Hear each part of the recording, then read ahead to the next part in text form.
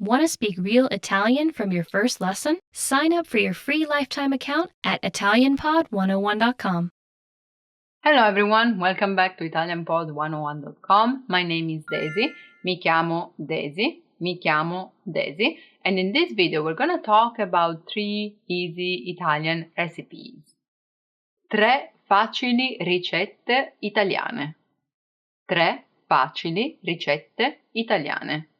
Now, ricetta is the word for recipe, but be careful because this is also the word that you use for the prescription of medicines and drugs. So, ricetta can either be given by your doctor so that you can bring it to the pharmacy to get your medicines, or it is about food. Ricetta di cucina. Kitchen recipe. First one, caprese. Caprese. Of course, it comes from Capri, the island. And with this word, there's also a recipe of a cake, chocolate cake, which is really good, but it's not that easy and it's not the one that we're talking about. I'm talking about insalata caprese, so caprese salad or mozzarella caprese. There are many ways to call it, but anyway, it is mozzarella, pomodoro, tomato, and basil, and then of course oil, oregano, sale, all the seasoning that you want. Apparently, this recipe was born in Capri in 1920 when the poet Marinetti, Filippo Tommaso Marinetti, who was of the movement Futurism, made a critique to Naples' cuisine saying that it was too fat and always fried. So the chef just used these elements raw and made a delicious plate. Today you can also find these on sticks, so mozzarella, tomato, and so on. But the thing is, you should take a mozzarella, sgocciolare la mozzarella, sgocciolare or scolare, which is also what you use with pasta when you basically remove the water, so you drain it.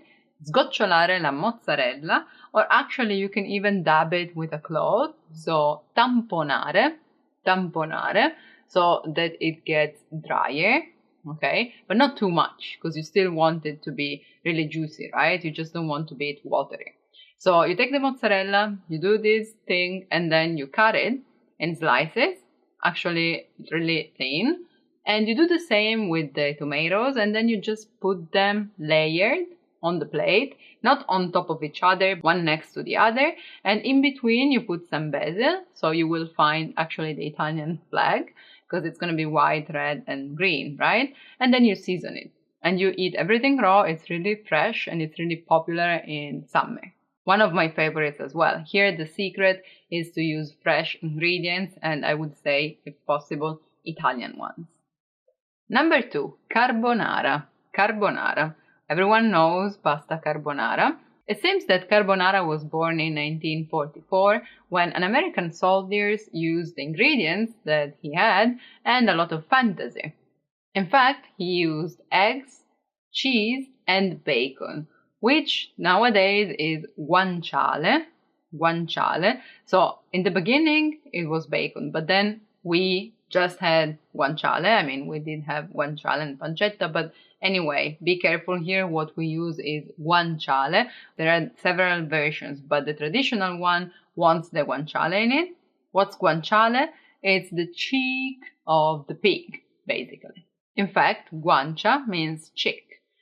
Pay attention though, because guanciale may also mean pillow. And it also comes from the fact that it's really soft anyway.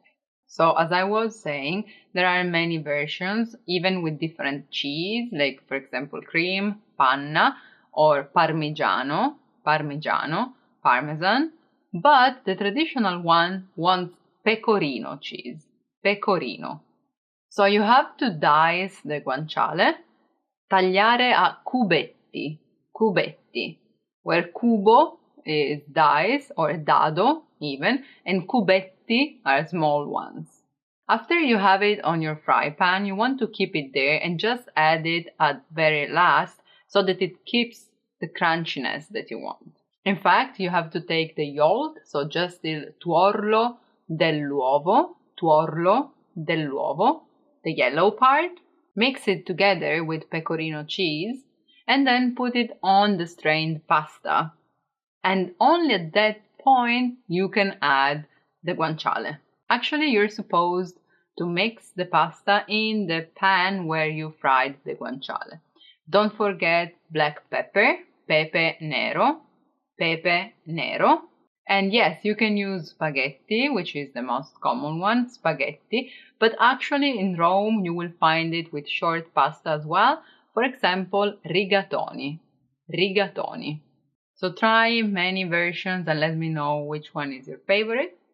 Number 3, polpette,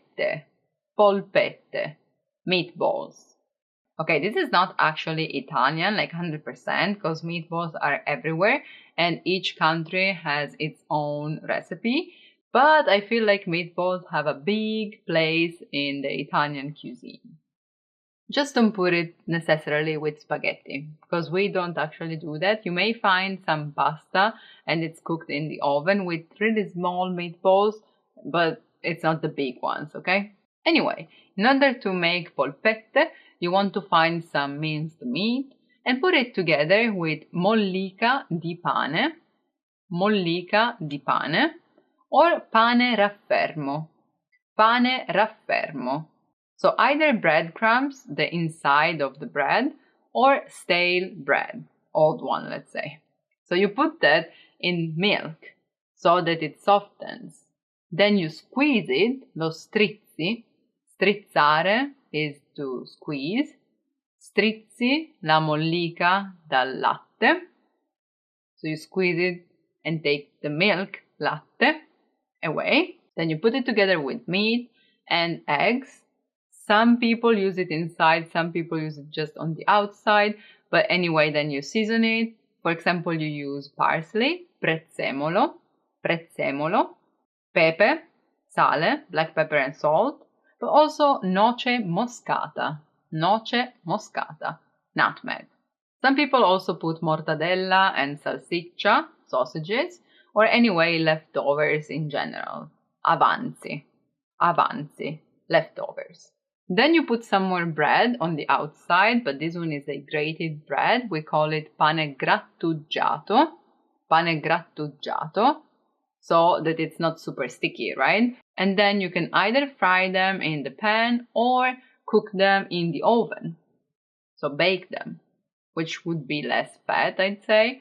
And then either you eat it like that or you add the sugo, the sauce, sugo al pomodoro, tomato sauce.